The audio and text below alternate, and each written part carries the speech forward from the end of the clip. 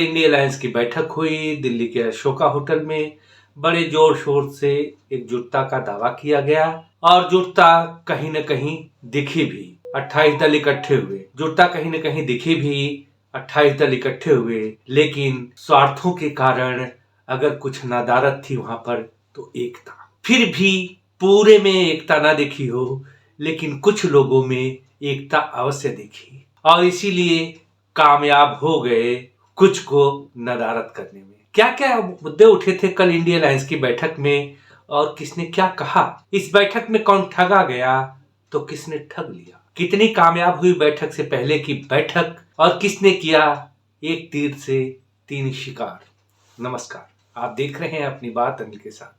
Video में आगे बढ़ो उससे पहले आपसे निवेदन है कि वीडियो को लाइक कर दें, मित्रगणों में शेयर कर दें और चैनल को सब्सक्राइब कर दें यदि अभी तक नहीं किया है तो। कल अलायंस की बैठक में 28 दल इकट्ठे हुए, लेकिन होकर किया क्या? सीट शेयरिंग फार्मूला फाइनल करने की बात हुई, जिसमें कम से कम 400 सीटों पर सोचा गया कि विपक्ष का एक ही उम्मीदवार हो भारतीय जनता पार्टी या उसके एलाई के खिलाफ। योजना भी अच्छी थी, तो ही कांग्रेस की कोशिश थी कि वह 275 से 300 सीटों पर अपने कैंडिडेट उतारे। इसका मतलब है कि पार्टी अन्य दलों को 200 से 250 सीट देने के पक्ष में है। तो कांग्रेस किन सीटों पर चुनाव लड़ेगी और जीतेगी कितना? तो चलिए मैं उन राज्यों पर ले चलता हूं आपको जहां पर कांग्रेस को सीटें अलायंस वाले अधिक से अधिक देंगे, क्योंकि इसमें अलायंस का कोई दल प्रतिद्वंदी नहीं है। इन राज्यों में या तो भाजपा के खिलाफ कांग्रेस प्रतिद्वंदी है या कांग्रेस किसी और स्थानीय दल के खिलाफ। साथ साथ मैं भी बताता चलूंगा कि कितनी सीटें हैं और 2019 की लोकसभा में कांग्रेस को यहाँ पर कितनी विजय हासिल हुई थी। तो मैं यहाँ बता रहा हूँ कि कांग्रेस कितनी सीटों पर चुनाव लड़ी थी और कितना जीती है। और आप जो ब्रैकेट में देख रहे हैं स्क्रीन पर, वह कांग्रेस द्वारा जीती हुई सीटों का है और जो गिनती देख रहे हैं वह है कि कितनी सीटें वहां पर। तो मध्य प्रदेश में 29 सीटें हैं, कांग्रेस 1 जीती थी। छत्तीसगढ़ में 11 सीटें हैं, कांग्रेस ने 2 जीता था। आंध्र प्रदेश में 25 सीटें हैं, कांग्रेस को कुछ नहीं मिला था। राजस्थान में 25 है, कांग्रेस को कुछ नहीं मिला था। गुजरात में 26 है, वहां भी शून्य रही। कर्नाटक में 28 है जैसा, और 1 सीट जीती थी। हालांकि बता चुका हूं कि लोकसभा में सीटें बढ़ जाती हैं मोदी जी के नाम पर, तो हो सकता है कि इनका बहुत बड़ा बहुमत आया है कर्नाटक में, लेकिन सीटों में इजाफा उतना ना हो सके। तो 28 में हो सकता है कि 15-20 सीटें मिल जाए। और ऐसा हुआ कि तेलंगाना में भी विधानसभा में बीजेपी को 1 सीट मिली थी, जबकि लोकसभा में 4 सीटें मिली थी। तो लोकसभा का चुनाव थोड़ा दूसरी तरीके से होता है। तो कर्नाटक में उतना गेन मैं नहीं सोचता हूँ कि कांग्रेस को हो पाएगा। उड़ीसा में बीजू जनता दल है, एक सीट मिली थी कांग्रेस को। तेलंगाना में 17 सीटें हैं, 3 मिली थी कांग्रेस को। असम में 14 सीटें हैं, 3 मिली थी। हरियाणा में 10 सीटें हैं, 0 मिली थी। हिमाचल में 4 सीटें हैं, 0 मिली थी। उत्तराखंड में 5 सीटें हैं, कांग्रेस को 0 मिली थी। इस तरह से कुल सीटों की संख्या अगर देखा जाए तो 215 है। इन 12 राज्यों में कुल सीटों की संख्या 215 है और इसमें से कांग्रेस को मिली थी 11 सीटें। बीजेपी इन्हीं राज्यों में फोकस करती है। अब जहां पर कांग्रेस को सीटें कम मिलने वाली है उस पर नजर डालते हैं तो उत्तर प्रदेश में 80 सीटें हैं, कांग्रेस को 1 सीट मिली थी। बिहार में 40 सीटें हैं, कांग्रेस को 1 सीट मिली थी। हालांकि 9 उम्मीदवार खड़ा किए थे। पंजाब में 13 सीटें हैं, कांग्रेस को 8 मिली हैं। इस बार आम आदमी पार्टी सरकार कांग्रेस को 1 भी सीट नहीं देना चाहती। हालांकि दिल्ली में 7 सीटें हैं, कांग्रेस को कुछ भी नहीं मिला था और किसी के जीतने की संभावना नहीं है। तो हो सकता है कि आम आदमी पार्टी कांग्रेस को दिल्ली में कुछ सीटें देने की इच्छा रखे या दे भी दे, लेकिन पंजाब में आम आदमी पार्टी कांग्रेस को नहीं देना चाहती है हिस्सा। केरल में 20 सीटें हैं, कांग्रेस को 15 थी। झारखंड में 14 सीटें हैं। झारखंड मुक्ति मोर्चा वो खुद ही ज्यादा सीटें चाहता है, वो रिमाइंड भी करा चुके हैं। वहां पर 1 सीट कांग्रेस को मिली थी। पश्चिम बंगाल में 42 सीटें हैं, कांग्रेस 2 जीती है और ममता बनर्जी 2 ही सीट वहां पर देना चाहती है। तमिलनाडु में 39 सीटें हैं, 8 पर कांग्रेस जीती है। अब महाराष्ट्र में 48 सीटें हैं, वहां पर कांग्रेस 1 पर जीती है।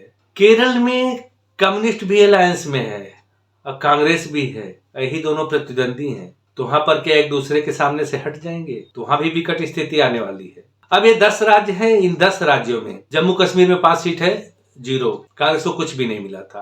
तो 10 राज्य है, 10 राज्य में कुल सीटों की संख्या 308 होती है और इसमें से कांग्रेस पिछली बार 37 सीटें जीती थी, यानी 52 में से 37 सीटें आई हैं जहां एलाइज की। तो क्या एलाइज का प्रभुत्व समाप्त हो गया है? अब उत्तर प्रदेश में सपा इनको 2 सीट या 3 सीट दे सकती है, क्योंकि जयंत चौधरी भी हैं वहां पर। जाटों के खिलाफ इन्होंने जो उपराष्ट्रपति के खिलाफ किया है, तो अब कांग्रेस के खिलाफ लामबंदी भी हो जाएगी। तो अब आप सोच सकते हैं कि उत्तर प्रदेश, बिहार, पश्चिम बंगाल और महाराष्ट्र में अलायंस के सहयोगी इनको कितनी सीट देंगे लड़ने के लिए, और उसमें से कितनी जीतेंगे? पंजाब में केजरीवाल अपनी बिसात पहले से ही बिछा रहे हैं, जबकि कांग्रेस पिछली बार 8 सीटें जीती है, ऐसा मैं बता चुका हूँ। दिल्ली में कुछ सीटें केजरीवाल दे सकते हैं। इस अलायंस की असली लड़ाई सीटों के समझौते पर होनी है, और वही नहीं हो रहा है। क्या? सीटों का समझौता। और दूसरी लड़ाई की इसका नेतृत्व कौन करेगा, तो बात कोऑर्डिनेटर पर अटक जाती है। कल बैठक में उद्धव ठाकरे, ममता बनर्जी और नीतीश कुमार के नामों पर विचार तो हुआ, लेकिन सहमति नहीं बन पाई। फिर प्रधानमंत्री के उम्मीदवार की बात उठी तो ममता बनर्जी और केजरीवाल यहाँ पर खेल कर गए। मैं कल कह रहा था कि अलायंस की बैठक से पहले अलग अलग दल के नेता यदि अलग अलग जाकर के नेताओं से मिल रहे हैं, तो निश्चित रूप से उसमें कोई खिचड़ी पक रही है, और यह अच्छा संकेत नहीं है, शुभ संकेत नहीं है। और यह बात साबित भी हो गई कि जब ममता बनर्जी ने खड़गे जी के नाम को प्रधानमंत्री के रूप में प्रस्तावित किया और केजरीवाल ने बिना कोई क्षण गवाए तुरंत इसका समर्थन कर दिया, तभी समझ आ गया था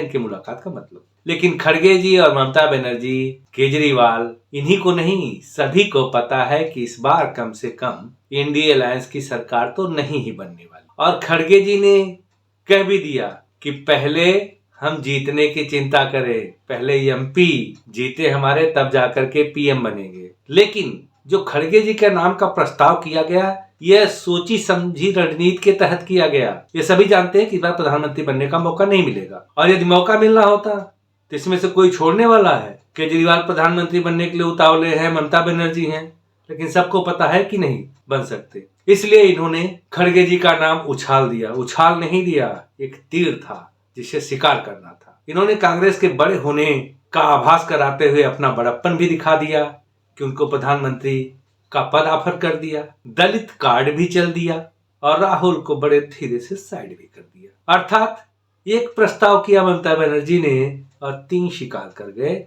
और एहसान वाली बात माने तो एक एहसान मुफ्त में। अब सच्चाई है कि अलायंस आगे बढ़ ही नहीं रहा है।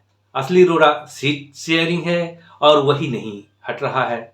जिस दिन यह सीट शेयरिंग वाला रोड़ा हट जाएगा, ये पार्टियां अपने आप रोड़े की तरह बिखर जाएंगी, यह मेरा दावा है। वैसे इस अलायंस में कुर्बानी कांग्रेस को ही देनी है, लेकिन कांग्रेस ऐसी पार्टी है जिसने राहुल गांधी को प्रधानमंत्री बनाने के लिए पूरे कांग्रेस को कुर्बान कर दिया।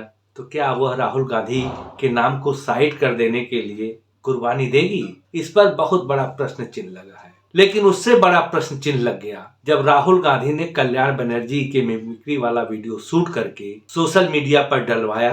तो जो प्रश्न चिन्ह इनके नाम के आगे लगा है, उससे बड़ा प्रश्न चिन्ह कांग्रेस के आगे कल लग गया। जब टीवी चैनल पर देख करके उपराष्ट्रपति महोदय जगदीप धनखड़ जी आए, तो उनकी वेदना राज्यसभा में छलक उठी कि मेरी किसान पृष्ठभूमि और मेरी जाट पृष्ठभूमि का कांग्रेस द्वारा अपमान किया जा रहा है। एक सांसद मेरा मजाक उड़ा रहा था, तब राहुल गांधी उसका वीडियो बना रहे थे। किस लिए? उपराष्ट्रपति ने चिदंबरम से पूछा था। यह किसान समाज का, जाट समुदाय का अपमान है। आज इतना गिरा हुआ स्तर देखकर सोचिए कि मेरे दिल पर क्या गुजर रही होगी। उपराष्ट्रपति के पद का निरादर हुआ है, इससे अधिक और क्या कह सकते थे? राष्ट्र का दूसरे नंबर का नागरिक, उसके प्रति ऐसा व्यवहार। अभी सूचना मिल रही है कि जाट समाज लामबंद हो रहा है, और उन्होंने एक ट्वीट भी किया हुआ है जो आप देख सकते हैं। मतलब उन्होंने जाट समाज के अपमान से लिया है। तो जाट समाज जब लामबंद हो रहा है, तो उसका लामबंद होना बीजेपी के पक्ष में हो या न हो, लेकिन कांग्रेस के खिलाफ अवश्य काम करेगा। जब वीडियो बनाता हूं तो मुझे क्या कहूं, कुछ लोग कहते हैं उनकी कमियां क्यों नहीं गिनाते, और कुछ लोग तो पता नहीं क्या क्या, कौन सा मीडिया अंधभक्त कुछ भी कह जाते हैं। ये आप सभी का बड़प्पन है जो आप इतना स्नेह देते हैं। लेकिन मेरा सिद्धांत है कि मैं किसी भी अमर्यादित भाषा का प्रयोग नहीं करूंगा। कुछ तो कहते हैं बीजेपी की कमियां क्यों नहीं गिनाते, तो मैं उनके लिए बता दूं, वो भी सीखना चाहें तो सीख लें कि यदि कोई भी आदमी अच्छी नीयत से काम करे और उससे 20% गलती हो जाती है, तो उसको एक्सीलेंट परफॉर्मर माना जाना चाहिए। लेकिन कोई अगर गंदी नियति से 5% भी गलत काम करे तो उसकी आलोचना आपको भी करनी चाहिए और मैं भी करता हूँ। तो अभी के लिए इतना ही, मिलेंगे फिर अगली वीडियो में। तब तक के लिए नमस्कार, जय हिंद।